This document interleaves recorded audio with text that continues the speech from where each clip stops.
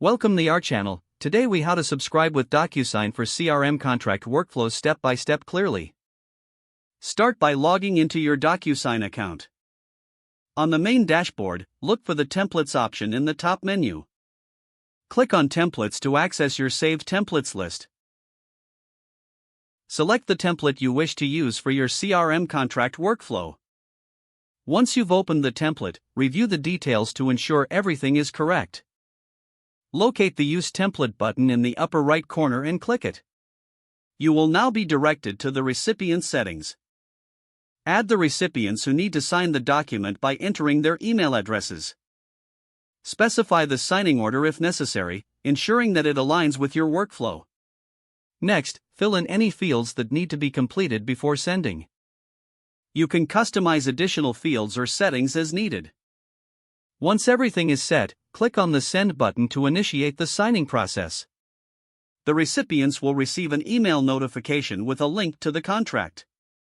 Monitor the status of the document from your DocuSign dashboard to ensure all parties have signed. After all signatures are obtained, you will receive a final copy of the completed contract. If the page does not load, refresh the browser or try again in a private or incognito window.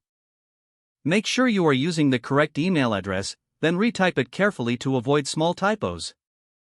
If your password is not accepted, use the Reset option and create a new strong password you can remember.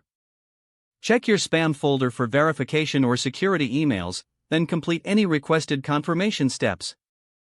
Enable two-factor authentication if available to improve account security and reduce unauthorized access risk.